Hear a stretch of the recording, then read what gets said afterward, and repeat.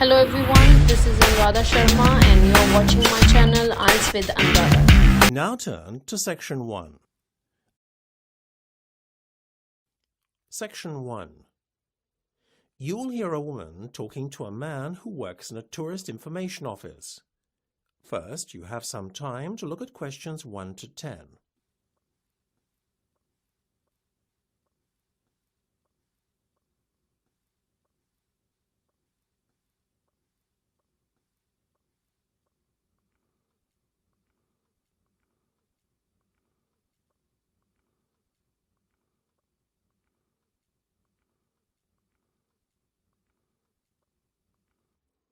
You should answer the questions as you listen, because you will not hear the recording a second time.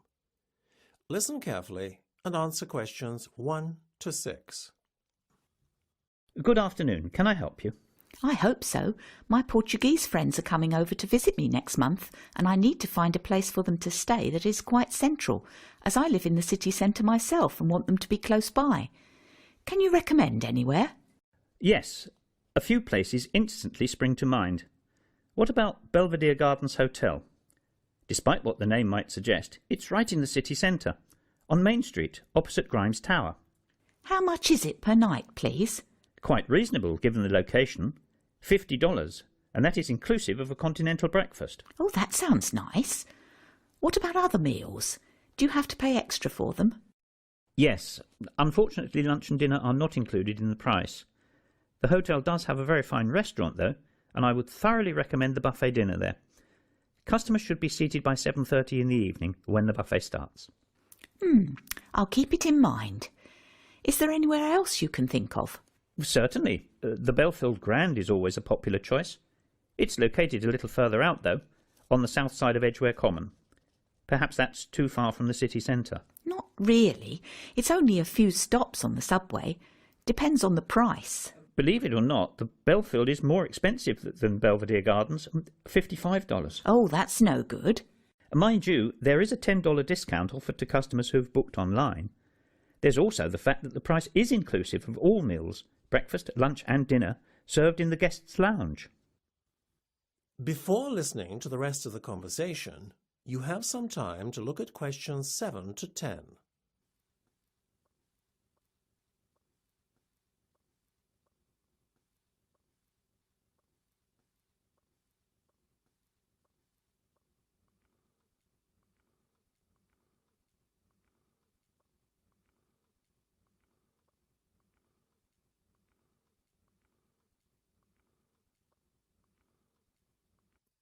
Now listen and answer questions 7 to 10.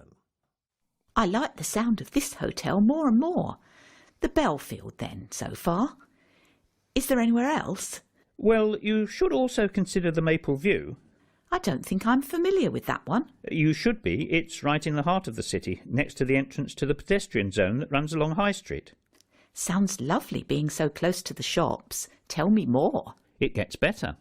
The price per night is only $28 on weekdays, though an additional $12 is charged on weekends and bank holidays. Sounds like great value for money. It is. That's why you have to book well in advance of your stay.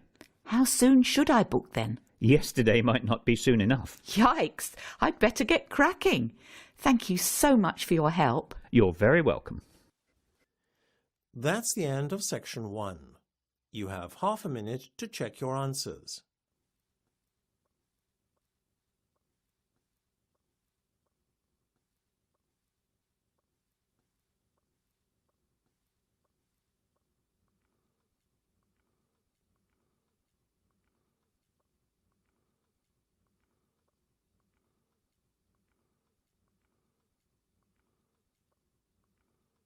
Now turn to Section 2. Section 2. You will hear a tour leader talking to some tourists. First, you will have some time to look at questions 11 to 16.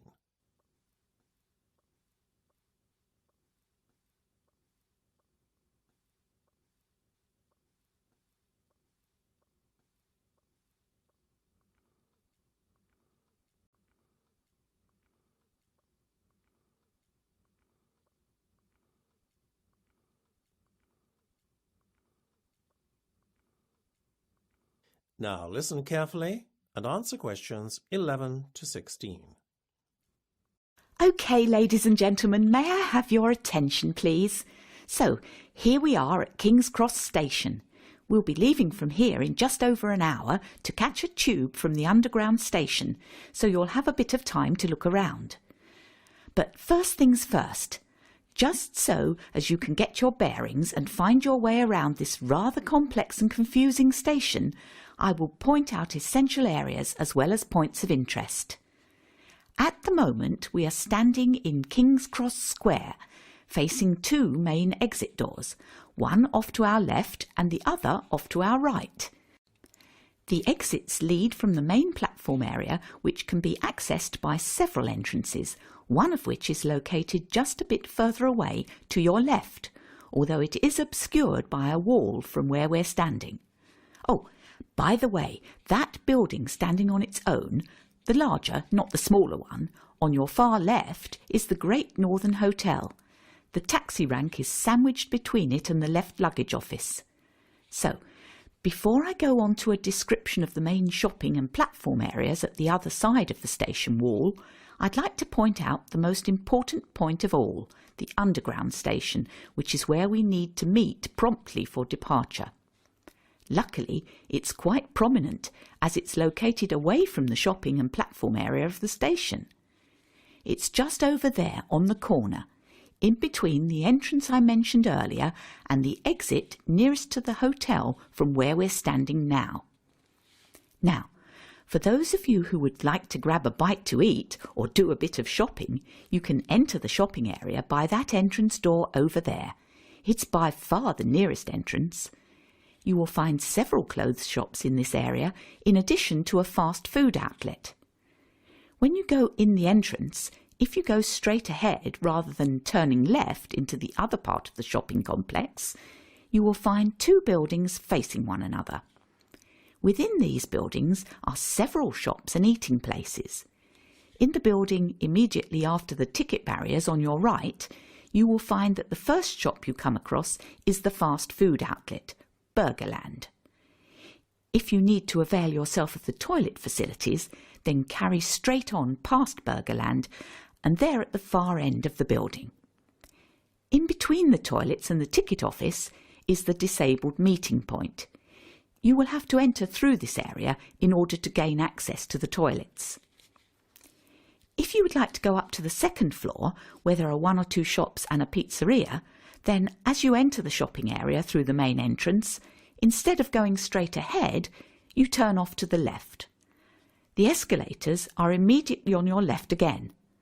When you go up the escalators, you will see two buildings again on your left.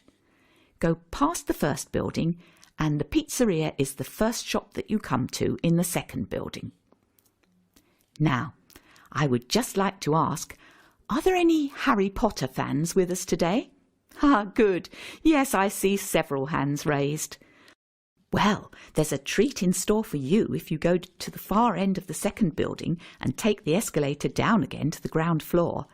As you reach the bottom of the escalator, turn right and carry on walking, keeping the ticket barrier on your left all the time. Don't turn off left, but carry on walking until you find yourself up against the station wall. This is the famous Platform 9 3/4, immortalised by J.K. Rowling in her Harry Potter books. You'll see half a trolley embedded in the wall to mark the spot. So, those are the main things to do and see. I hope you enjoy yourselves, but please meet me at the underground entrance promptly for departure. Don't be tempted to board the Hogwarts Express on Platform 9 3/4. Before you hear the rest of the discussion, you have some time to look at questions 17 to 20.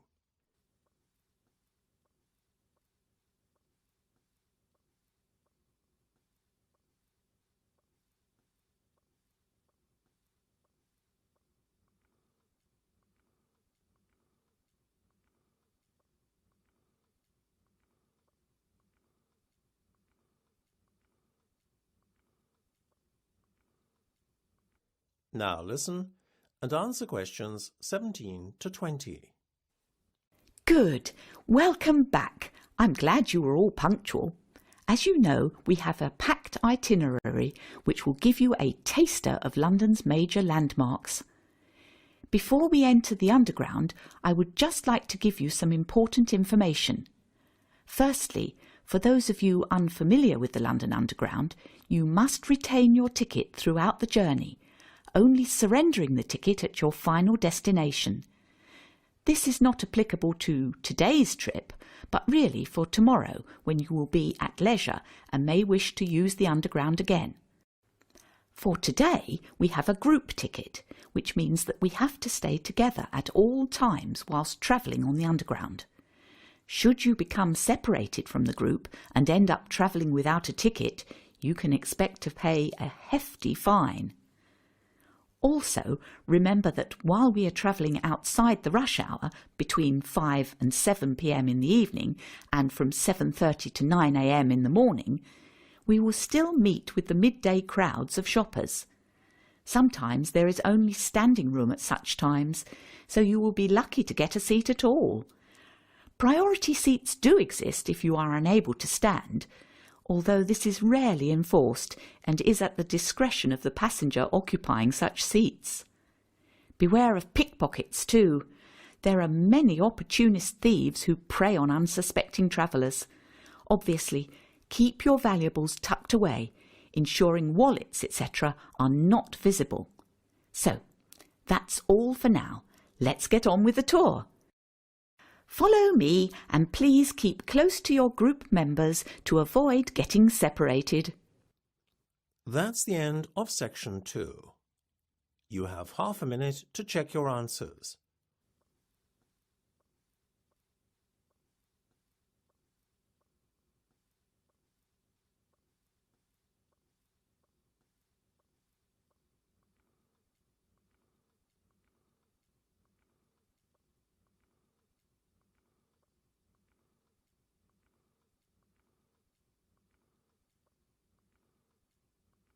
Now turn to section 3. Section 3. You will hear a discussion between Steve and Melissa about their commerce course. First, you have some time to look at questions 21 to 25.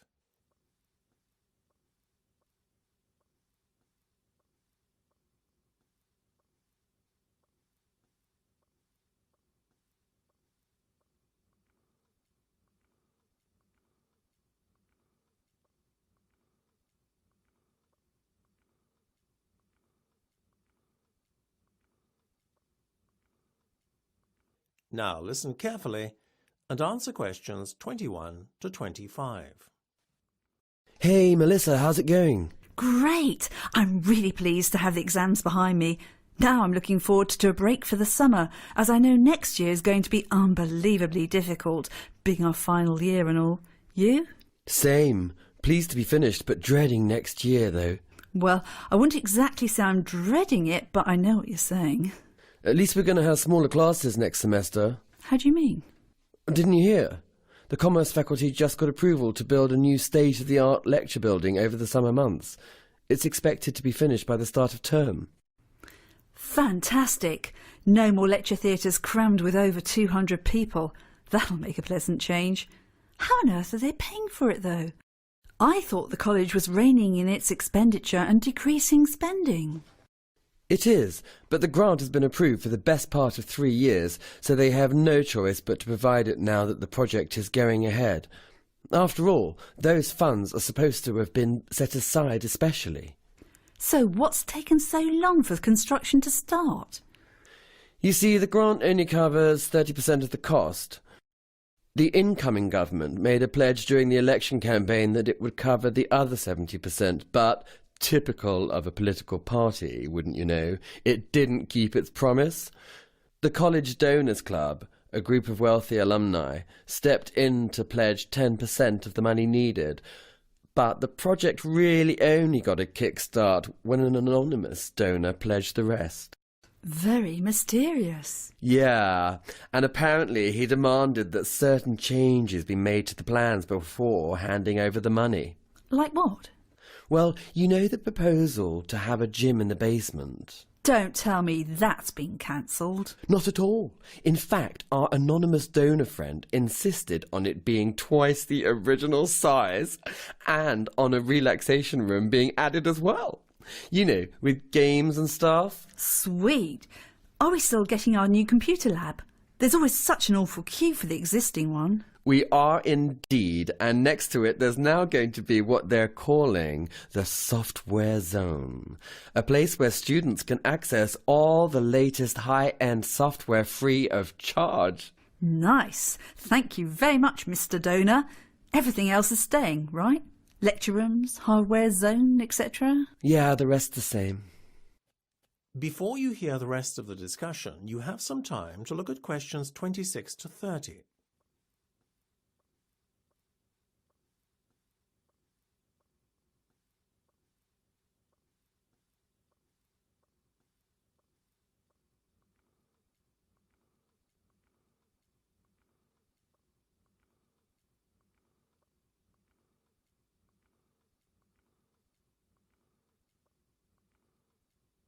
Now listen and answer questions 26 to 30. By the way, on the subject of college next year, Steve, have you decided what courses you're going to choose yet? Pretty much. I want to major in marketing, so I'm focusing on the international markets and product placement modules. Will you be joining me? Well, you know I prefer human resources. That'll probably be my major. But if you twist my arm, I'll probably join you for the first one. No way on all that product placement nonsense, though. Sounds boring. The organisational behaviour is a requirement if you want to major in HR, as is managing people, so I'll definitely do both of those. Will you join me on them then? Sorry, Melissa. You know, HR is just not my thing. What about your optional modules? Do you feel like doing information systems with me? We all need to know a bit about the digital world after all. I'll get back to you. I haven't ruled out public relations either. Let's chat about it again later in the week when I've had some time to think. Cool, I'll call you, okay? Sounds like a plan. I better go now. That's the end of section 3. You have half a minute to check your answers.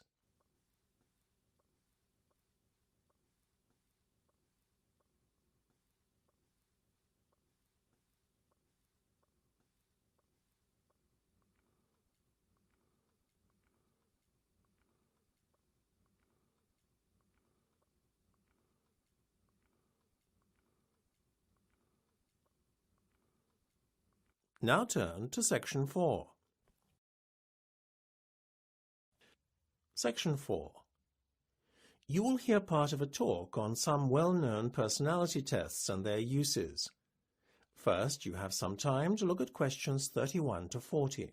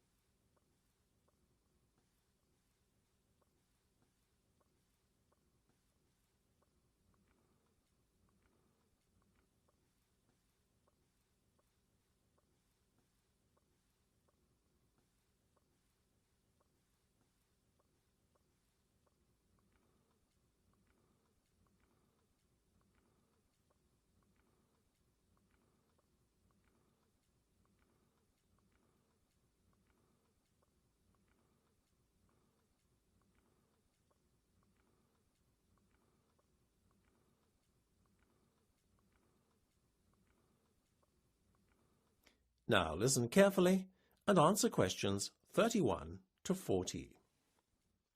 I'm sure at some point in your lives you will have completed a personality test, whether for professional reasons or purely for fun. Such personality assessments are abundant. They pervade our everyday lives, since there is a fundamental human need to understand the motivation behind our own and others' behaviour. Learning how to assess personality permits greater understanding of the motivating factors affecting the way we communicate and cooperate with others, in addition to how we relate to others on a personal level.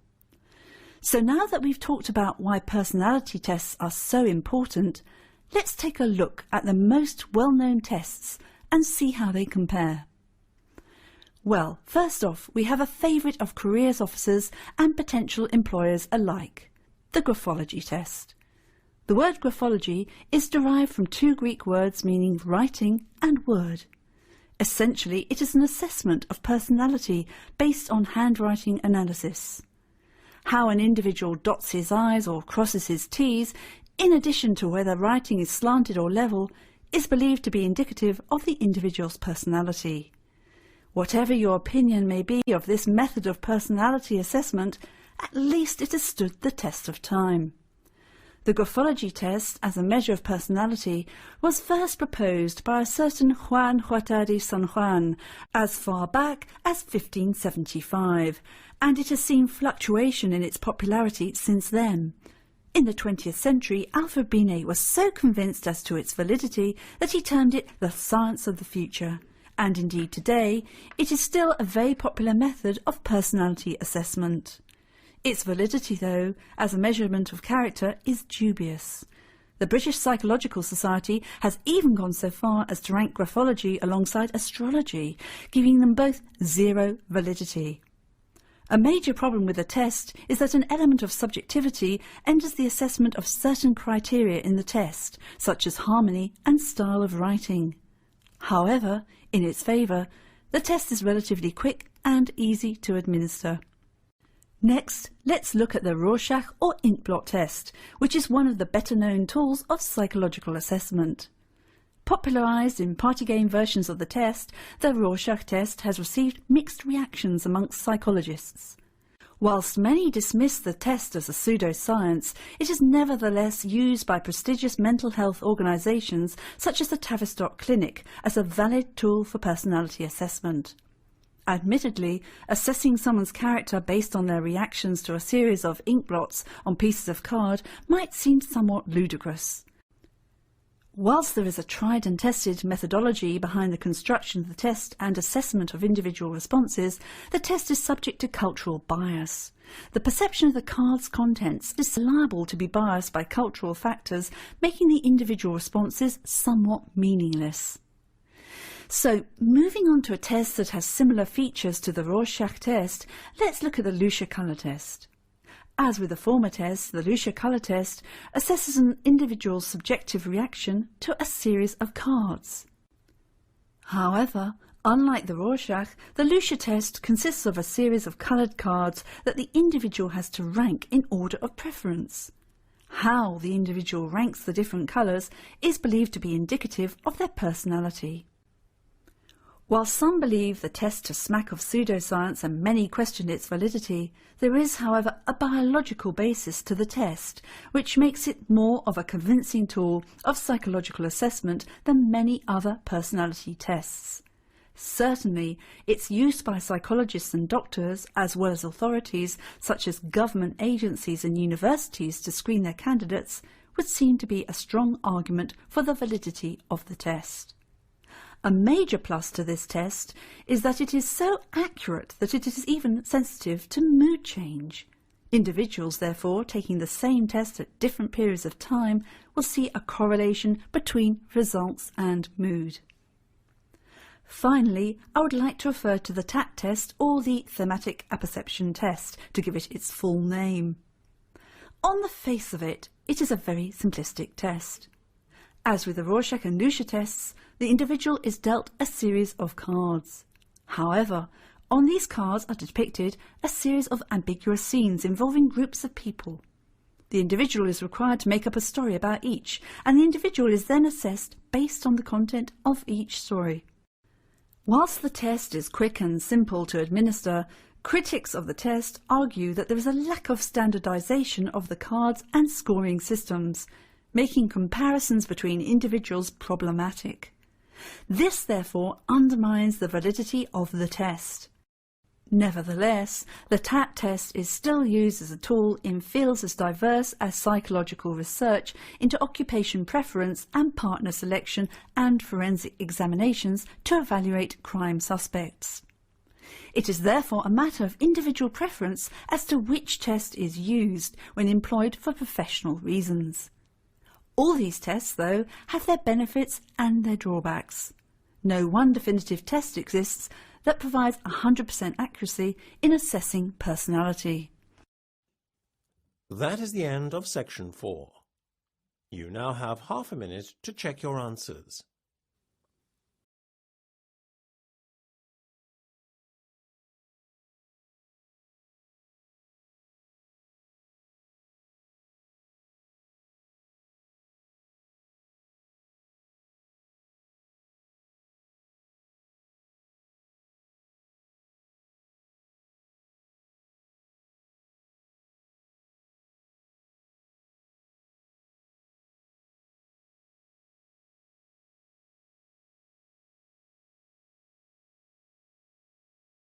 Thank you for watching and stay tuned for more videos.